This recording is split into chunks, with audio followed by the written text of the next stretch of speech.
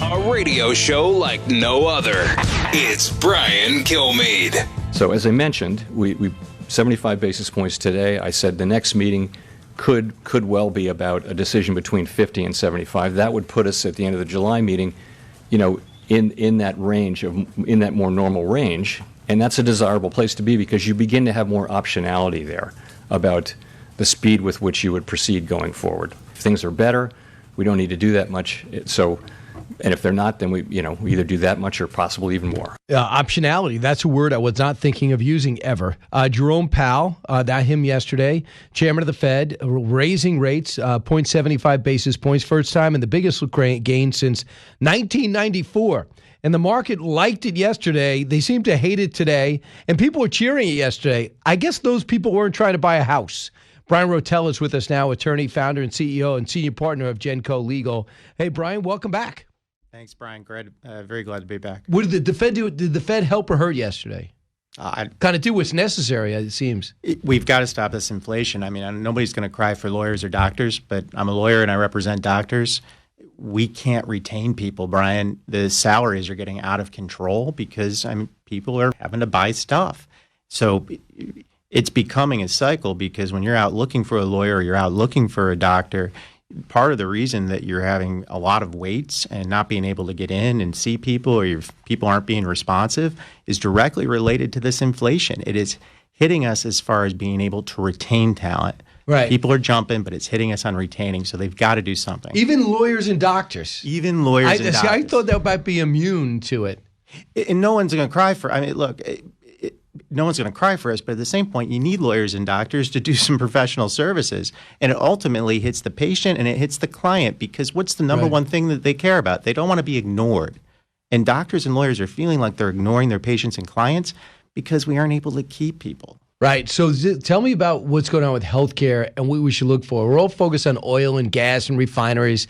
And, of course, everyone wants to drive and go on vacation, see, what air travel is going to be like, why our food costs so much because diesel prices are up, and how's our food being delivered to supermarkets through trucks? I get it. But along the way, you focus on healthcare. What should we keep our eye on? I wrote a piece back in 2016 about the big Obamacare bubble. My admission here, I was wrong. I was 6 years late. Didn't know what was going to happen, which we are in a bubble right now, which is when they did the American Recovery Plan or whatever it was last year. When the president first got in, he passed $1.9 trillion. Right, and part of that $1.9 trillion was just a massive juicing of what are called subsidies that went into the Obamacare exchanges. It used to be for people only up to 400% of the poverty line. That was like $50,000 for an individual, about $104,000 for a family of four. So what happens?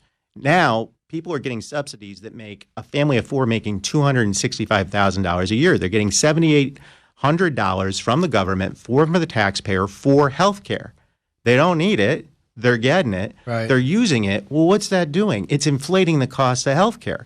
This expires, Brian, in January of 2023. Well, what's happening in November? Well, everyone's talking about it's going to be a different It's going to side. be a red wave, it looks like. It's going to be a red wave. So what's going to happen? They're not going to renew that. They're not going to renew it. And all of a sudden you've got $30 billion that has been pumped into the Obamacare exchanges going away. That's going to have an impact. Right. And it's things that people need, necessary. Things that people need. And now the healthcare cost is up here. And it's like the housing market. What happens when it resets? I think it's amazing in 6 months. If you told somebody their interest rates were going up, they'd begin to panic. Now the market yesterday said, thank goodness the interest rates are going up. But can you, Brian Rotella, to let me know, what are the ripple effects of a rise in interest rates?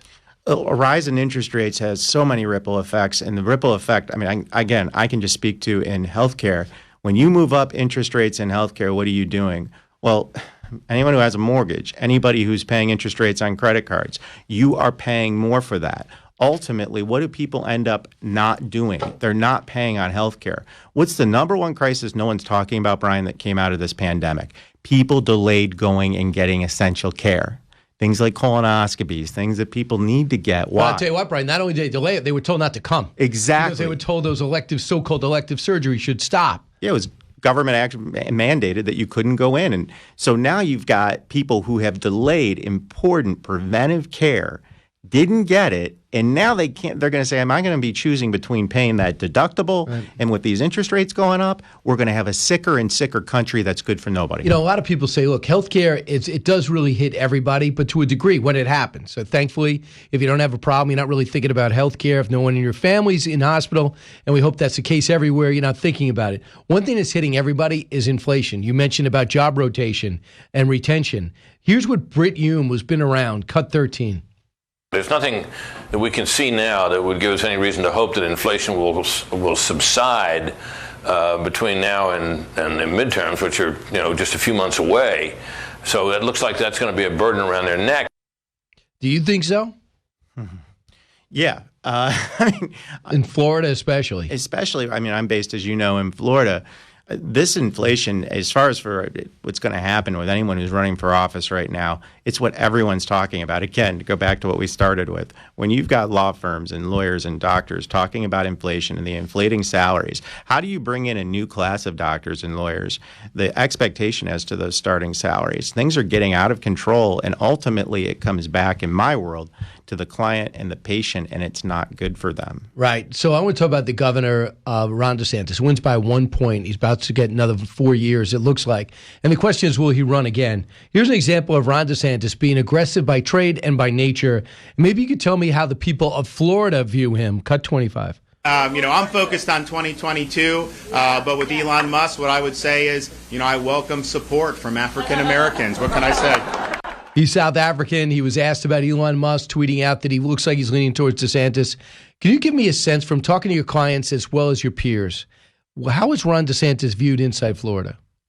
Well, right now I can just tell you where I live in Tampa, it's booming.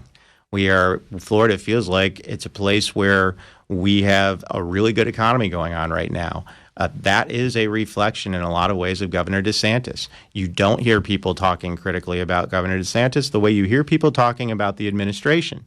And look, I'll be honest, you also don't hear people talking about Ron DeSantis or Governor DeSantis the way they talked about the president from the prior administration. He seems to have this ability, Governor DeSantis, for whatever the reason is, to be very objective as far as how a wide range, and I'm talking of a lot of the professionals I deal with, doctors and lawyers, perceive him. They're looking at him as, is this guy somebody who's doing common sense policy without all the other rhetoric? And you mentioned COVID-19, and the governor was very aggressive about letting Floridians make their own decisions. How was he received originally, and how is he received now with those decisions? Because they certainly look good.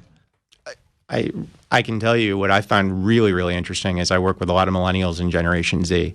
I don't hear a lot of people talking about this, but they do not like they didn't like the mandate. They didn't like having to have anything injected into their bodies that they didn't know about, and they didn't like wearing the masks. All of a sudden, Governor DeSantis seems to be having a real uptick in that group, which is not something that you traditionally see. And a lot of people, where you are now in New York City, lost a lot of their people to Florida by tens of thousands.